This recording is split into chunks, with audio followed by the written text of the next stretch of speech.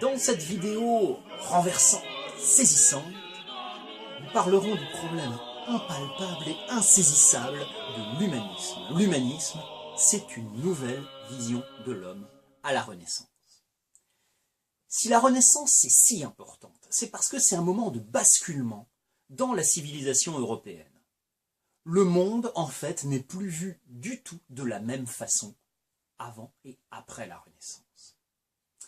Avant la Renaissance, il faut bien prendre la mesure de la crise morale de la fin du Moyen-Âge. Depuis les temps heureux du Moyen-Âge classique, où on construisait des cathédrales, rien ne va plus en Occident.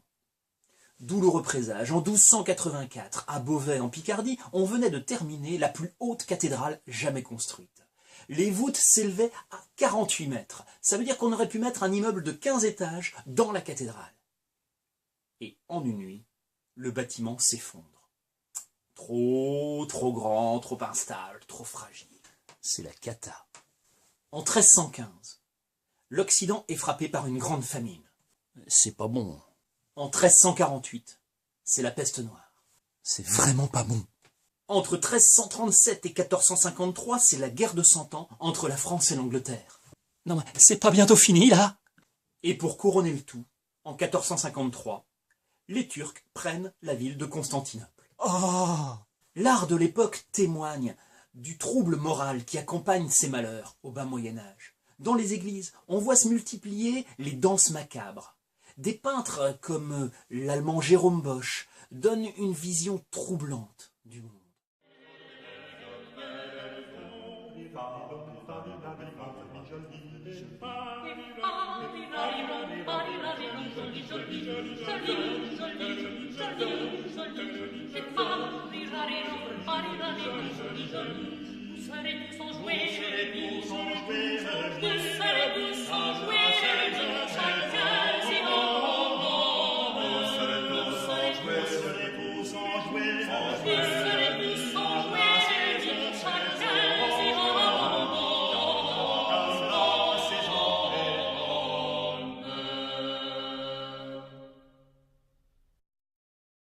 À qui se fier?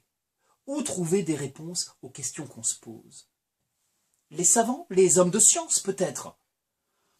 La philosophie scolastique, qui avait fait le succès des universités du Moyen-Âge classique, elle s'enlise dans des réflexions sans intérêt, totalement déconnectées du monde.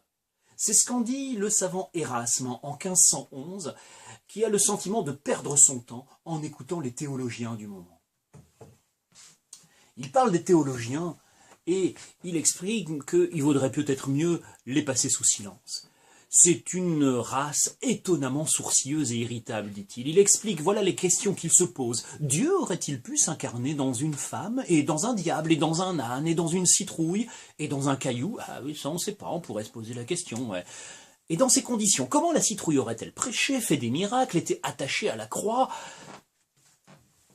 Bon, Erasme y force un peu le trait peut-être, c'est vrai. Mais les questions des philosophes scolastiques de la fin du XVe siècle, du début du XVIe siècle, ne répondent pas aux attentes des fidèles du moment. Et les prêtres, est-ce qu'ils rassurent les chrétiens? C'est quand même leur rôle. Les prêtres du moment, ils sont très mal instruits. Et ils n'apportent pas beaucoup de réconfort, en fait. L'idée qui domine chez les chrétiens, c'est l'idée du péché. Dieu punirait les hommes, car ils auraient commis un péché. D'ailleurs, si l'homme est sur terre, ce n'est que provisoire. Dieu l'a mis sur la terre, dans le monde, pour souffrir. S'il accepte bien la souffrance, s'il accepte bien son sort, s'il obéit bien au rituel, en faisant les prières nécessaires, voire même en donnant de l'argent à l'église, par exemple, eh bien, il ira au paradis. Ouais, on se rassure comme on peut, quoi. Contre cette vision pessimiste, une nouvelle génération de savants émerge à la fin du XVe siècle. On les appelle les humanistes. Les humanistes, ce sont d'abord les lettrés qui ont redécouvert les savoirs de l'Antiquité grecque et romaine.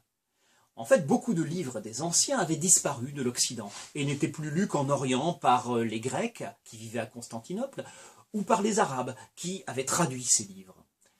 Or, avec l'invention de l'imprimerie par Gutenberg vers 1450, Les rares exemplaires de ces livres sont recopiés, diffusés, on les corrige, on les retraduit, on les compare. Et de nombreux savants grecs, en plus, arrivent de Constantinople, lorsque celle-ci est prise par les Turcs en 1453.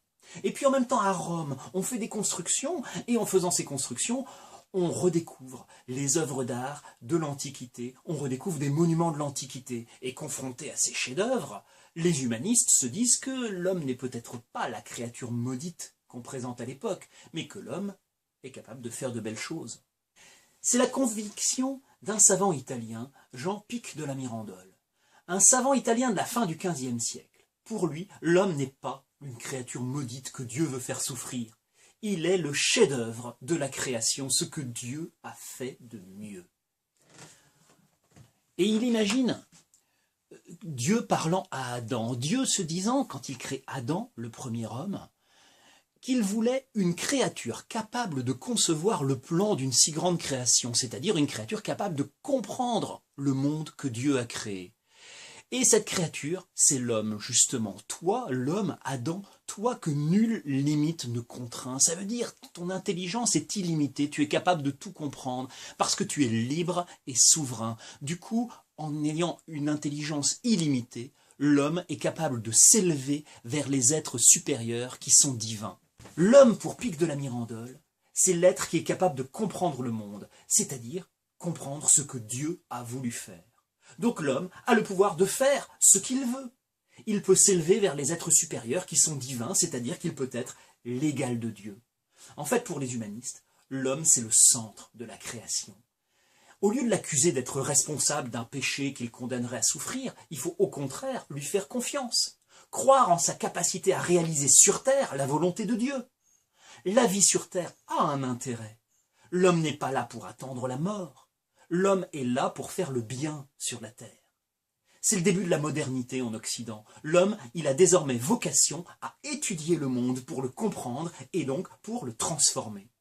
Cette confiance en l'homme, elle aboutira au XVIIe siècle à ce qu'on a appelé le cartésianisme, défendu par Descartes. Le cartésianisme qui affirme que l'homme est capable de tout comprendre. Et au XVIIIe siècle, ça donnera lieu aux idées des Lumières qui prônent la recherche individuelle du bonheur et la raison.